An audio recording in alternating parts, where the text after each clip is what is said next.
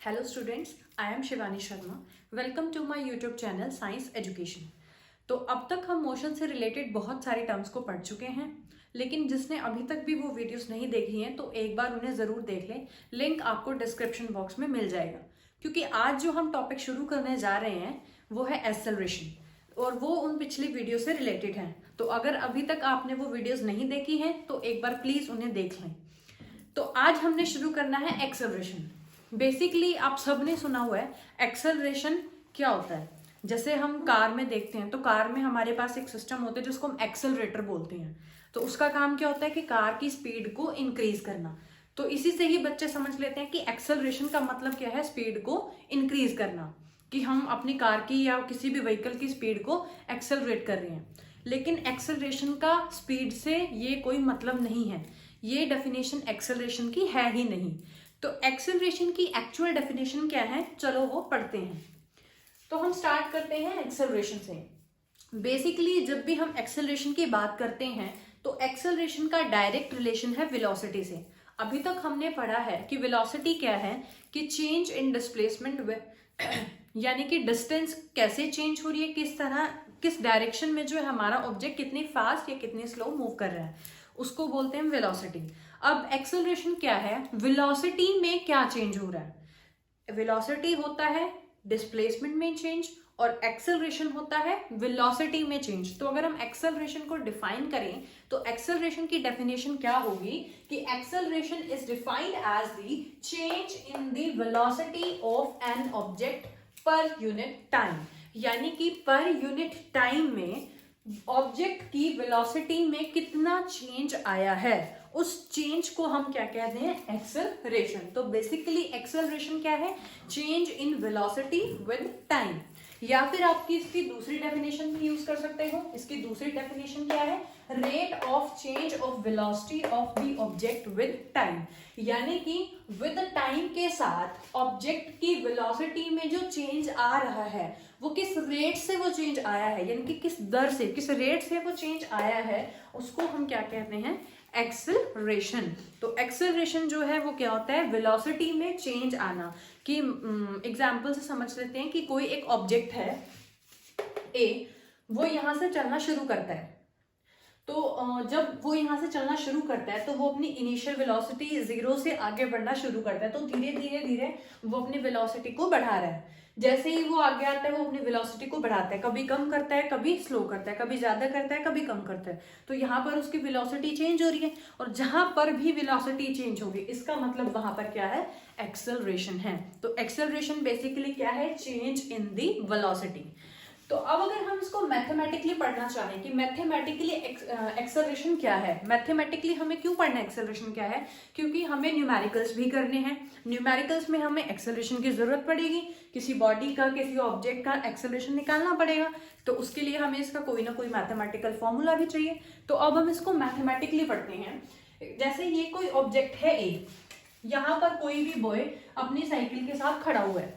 तो इस टाइम पे जब वो चलना शुरू करता है तो इसकी इनिशियल वेलोसिटी होगी कुछ ना कुछ. तो मान लेते हैं कि जो इसकी इनिशियल वेलोसिटी है वो है u. अब ये धीरे धीरे धीरे अपनी वेलोसिटी को चेंज कर और फाइनली इस पॉइंट पे आ जाता है.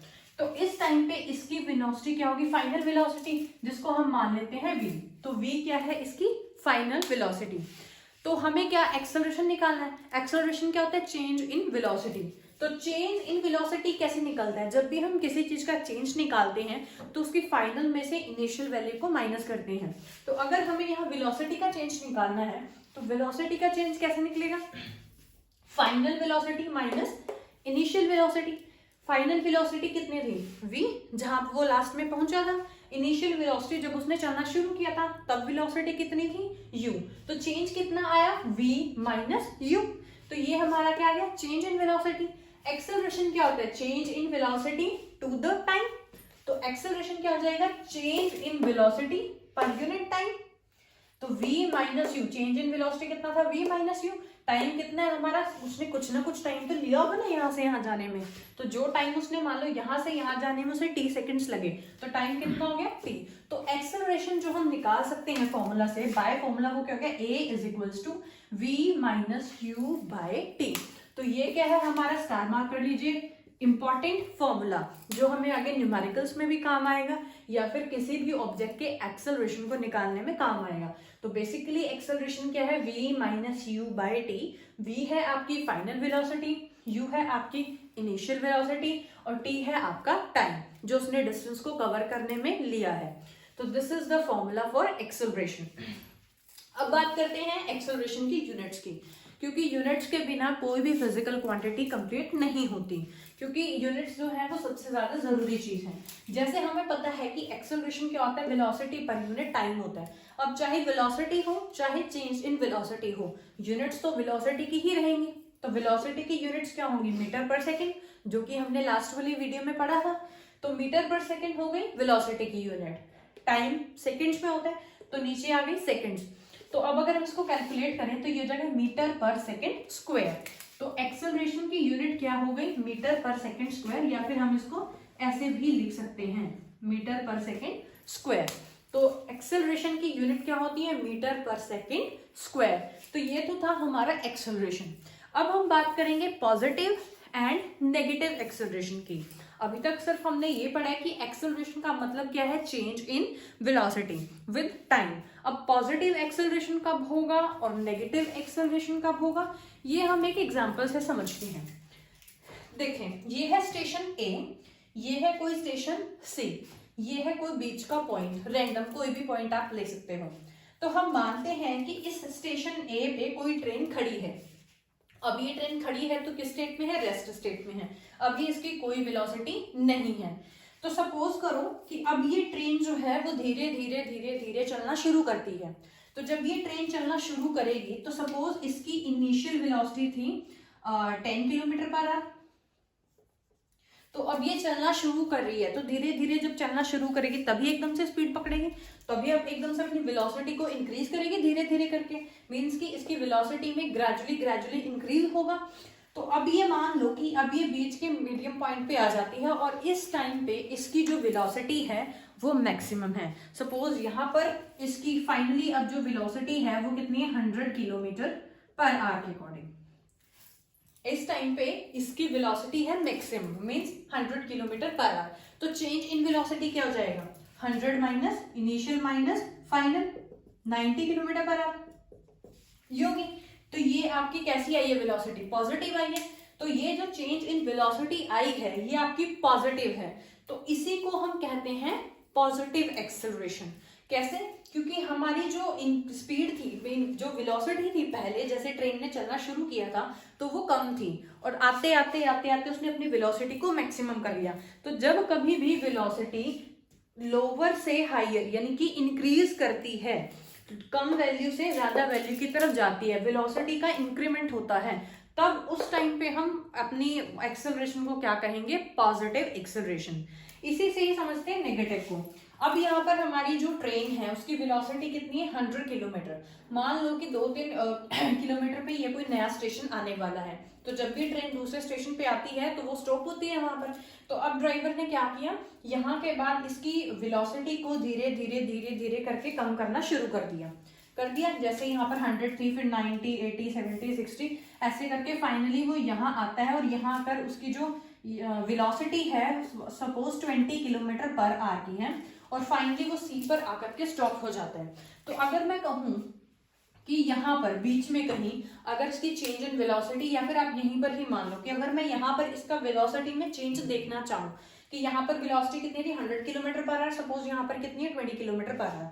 तो अब जो इसमें वेलोसिटी में चेंज आया है वो कितना होगा, अब इसके अकॉर्डिंग ये इसकी इनिशियल वेलोसिटी है और ये इसकी फाइनल वेलोसिटी है, क्योंकि हम अब इतने पार्ट को डिस्कस कर रहे हैं। हमने चलना यहाँ से शुरू किया और हम फाइनली यहाँ पर पहुंचे हैं। तो this is the final velocity and this is the initial velocity. And what is the change in velocity, change in velocity is final velocity minus initial velocity. Final velocity कितनी है, 20, इनिशियल वेलोसिटी कितनी है, 100। तो ये आपका क्या आ गया, minus 80 kilometre per hour.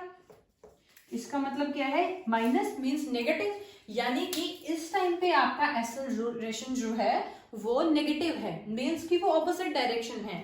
तो यहाँ पर इस टाइम पे एक्सेलरेशन आपका नेगेटिव है, जिसे हम क्या कहते हैं, नेगेटिव एक्सेलरेशन।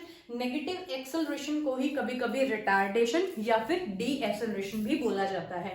तो इन बेसिक अगर डेफिनेशन की बात करें नेगेटिव या पॉजिटिव एक्सेलरेशन की, तो नेगेटिव या फिर पॉजिटिव एक्सेलरेशन क्या होता है?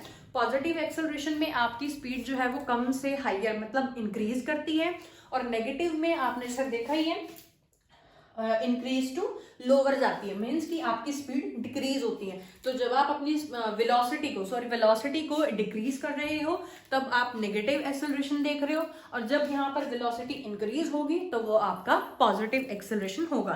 तो this is all about the acceleration की एक्सेलरेशन क्या होता है, यूनिट्स क्या है, कैसे हम उसको मेजर करते हैं, पॉजिटिव क्या है, नेगेटिव क्या है। अब इसके बाद हम पढ़ेंगे टाइप्स ऑफ एक्सेलरेशन।